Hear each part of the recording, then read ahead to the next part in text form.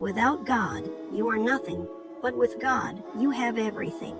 God is like oxygen. You can't see him, but you can't live without him. If you lost everything in life, but still have God, you lost nothing, because if God is all you have all you need. Your job is temporary. Your money is temporary.